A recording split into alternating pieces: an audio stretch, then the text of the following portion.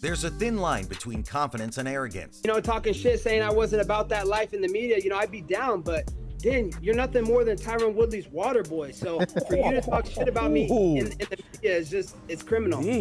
Those who cross it mostly underestimate opponents, which is a big mistake at the start. He just run. He's nothing. He's nothing. He's scared. Was a shit. That fight was a shit. I will make him cry. I will hit him very badly. And he will cry like a baby. Their arrogance is often accompanied by insults, excessive trash talk, and words that later cannot be backed up. Is that really it? Yeah, that's the 37-year-old Napoleon Dynamite-looking virgin. That's the one who used science and test tubes these days to get kids, because he's a virgin still. But he has kids. Yeah, exactly, science. So they're slapped with reality and disappointment. But if I descend one, I will be happy to slap his face. Thanks to these fighters, we will always have the material to make the most satisfying MMA content. Me to take that belt off his shoulder. It's too much weight for him. You know, that gold medal's light. This UFC belt's got a lot more weight to it. I'm gonna take it right off his shoulder. Because everyone loves to see cocky fighters get destroyed. Michael Bisping versus GSP. If you want an entertaining press conference, put an intoxicated Michael Bisping on stage and give him a microphone. He didn't want to fight because Johnny Hendricks hit him in the head so many times, he thought he'd been abducted by aliens. I'm surprised you're not wearing a tinfoil hat today to stop the fucking messages coming. Dude, I'm going to hit you so many times, you're going to think you're going to disappear on the mothership. Are you intoxicated? Yeah. Yeah, you look like Come it. at me, motherfucker. Let's go.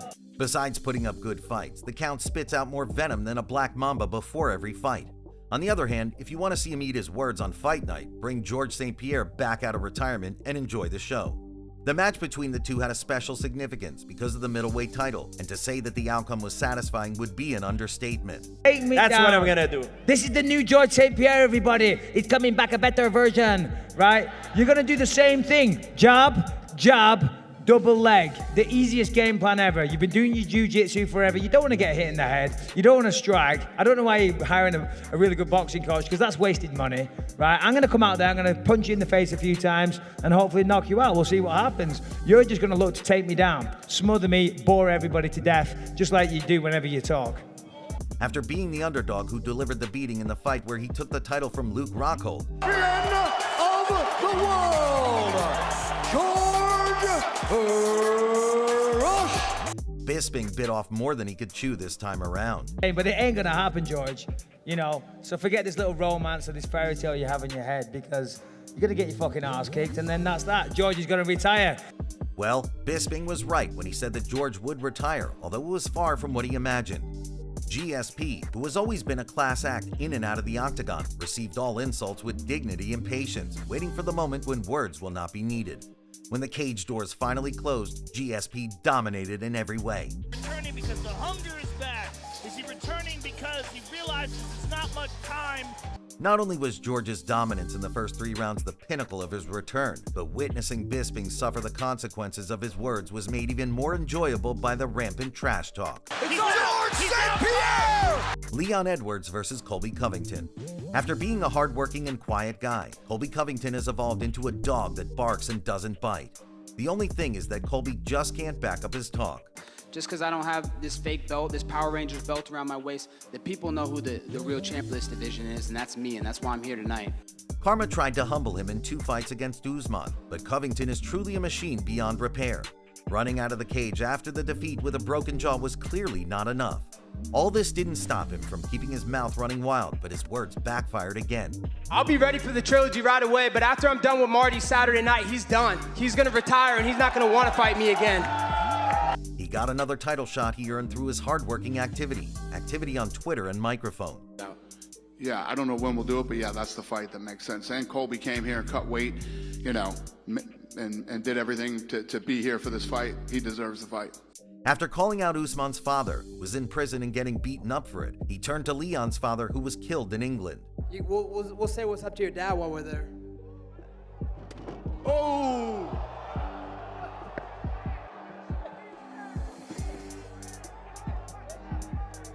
This was the most painful sentence in the ocean of provocations, but considering that karma works in wonderful ways, The undisputed champion of the world, Leon Rocky Edwards. Covington broke his foot in the first round due to an ugly kick, so he was neutralized for most of the match. Leon had him on his plate for 25 minutes. The fight itself was underwhelming, but the fact that Colby got beaten up for the third time for foul language was satisfying. Edwards channeled his anger properly by dominating Colby like a champion. He stated that he regretted not being able to knock him out, but the audience must have preferred to see a 5-round dominance rather than a knockout. However, Colby showed again why he's called Chaos. His chaotic illusions were present even in the post-fight interview. Some people really need to be banned from speaking. To make things even funnier, his favorite Donald Trump walked out of the building during his speech. Safe to say Colby failed to make America great again. Cowboy Cerrone versus Alexander Hernandez. If you ever feel stupid, remember that Alexander Hernandez called Cowboy Cerrone an insecure little lad before he took the beating of his life. Some people are not to be trifled with, and young Hernandez had to learn that the hard way. I'll tell you this, little friend, I'll be sending your geriatric ass fucking yeehawing back to the stables on Saturday. The press looked like a discussion between a parent and a child. He tried to make fun of Cowboy's persona, calling him old and worn out and calling him just another day at the office. The old Cerrone did not remain silent and had something to say, and that in his own style. But listen, my little friend, I'm not one to sit there and talk, so if you got like big things to say, we're fighting on Saturday, keep it professional.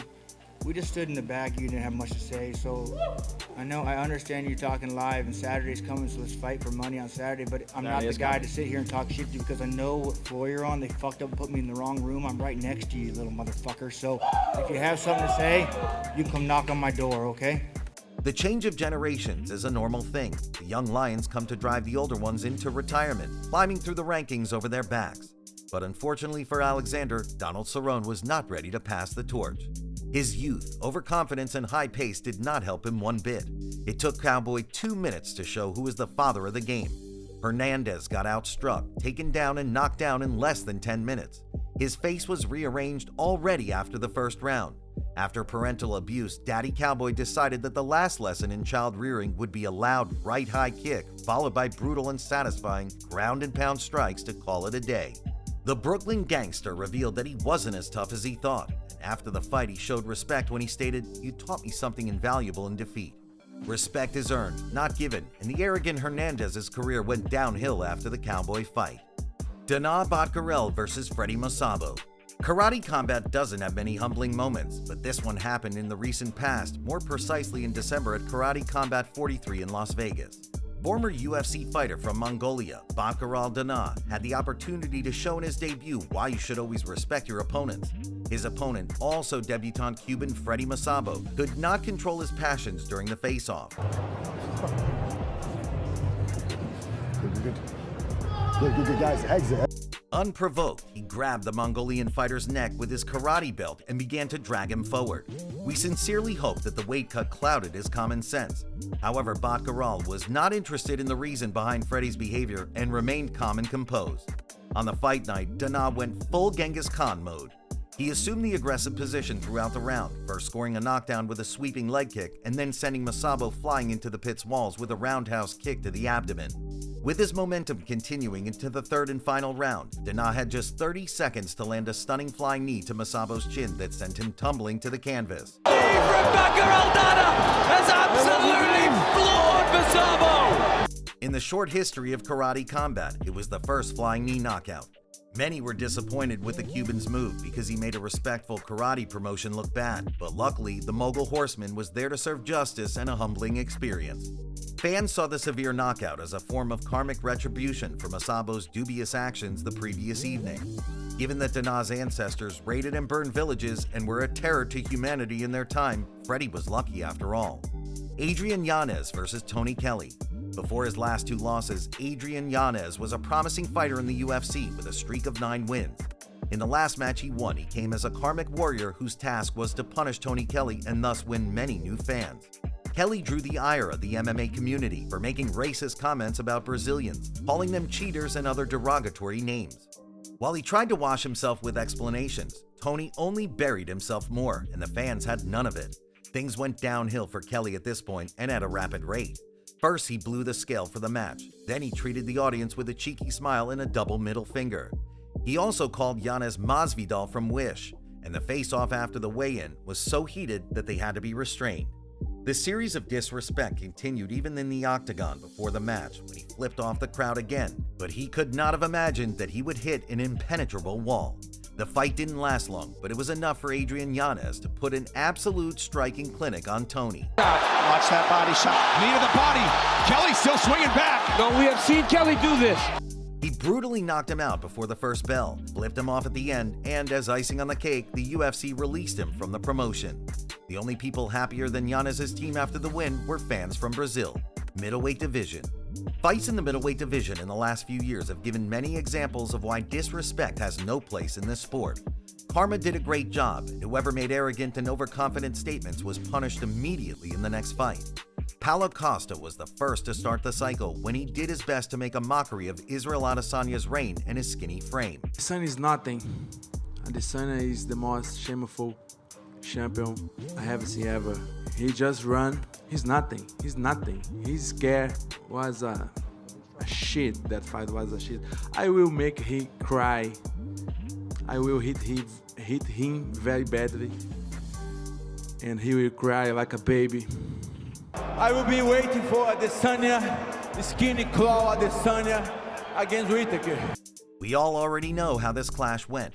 Costa ate his own words, got knocked down, outstruck, knocked out, and well, inappropriately finished in just 2 rounds. I didn't see when I was there on the cage, but I saw now. I disapprove 100%. Next up was Sean Strickland with his inexhaustible supply of words, this time aimed at his opponent Alex Pereira. Poatan is the last person on the roster to be taken lightly, but Sean didn't know that in time. We would say, what was he thinking? But let's be real, when did Strickland ever think before he spoke? He made fun of Alex, his knocking stance, and his fighting style, stating it sucks. Like, fuck, dude, the only reason to do that is because you're fucking tall, man. You're genetically gifted. If you were a normal sized fucking human being, you wouldn't even fucking be here. Your style sucks. Poatan just sat there with his stone face, unbothered and waiting for the fight. So don't fucking tell me just because you're some big fucking Brazilian, you knocked out Izzy 20 years ago, that fucking I can't stand with you. After this, Alex made a quality statement. He gave Strickland the shortest fight of his career, rocking him in the first round with a killer left and finishing with a right. That's what I'm talking about! Let me tell you guys something. There's not one glory fucking kickboxer in any fucking weight class that I couldn't stand and bang with. Here's the thing, you guys, about Alex. I could spar Alex, and I could go point for point, and I could hit him, I could kick him. But the difference is, the man touches you, and you just die. The middleweight division changed more champions in the last years than Sean O'Malley changed his hair color. And in September 2023, Sean Strickland got a title shot after 2 amazing performances. The trash talk between Sean and Izzy actually started at the press conference when Strickland was scheduled to face Pereira and Israel was defending his title against Jared Cannonier at UFC 276. Sean and Israel had no idea their trash talk would set the stage for their future fight, which did not seem possible then. Who's the best striker on stage? I mean, I would say me, but I mean, that man was the one that slept that man, so, I mean, what was it like, 2-0 against Izzy? Izzy, what was it, 2-0? Did you watch the whole fight? No, I don't watch Exactly, do your job next time. Oh man, I made the champion man with his frosted tips and his gay little watch. Oh no! It's safe to say that Adesanya didn't see a threat in Strickland, and if you ask anyone, no one did.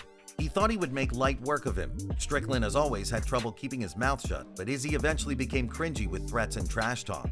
Over time, Sean's trash talk turned into spitting facts, and Adesanya was offended by everything. He made fun of his cartoon addiction, his relationship with his dog, his activity on TikTok, and questioning his nationality. Sean was slowly but surely getting into his head and decided to give the people the champion they deserved. All this made Israel even more arrogant, which is why he made the mistake of underestimating his opponent. People started to take Strickland's side, and everything Adesanya said later turned out to be empty promises from the dominant champion. The fight night was magical and incredible. Sean dominated Izzy like nobody before through 5 rounds to become the new middleweight champion, punishing him for everything he said.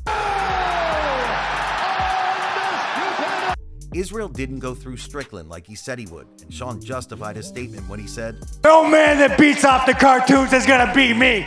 Besides middleweight trash talkers getting their ego manhandled in the next match, they showed how incredible this sport is.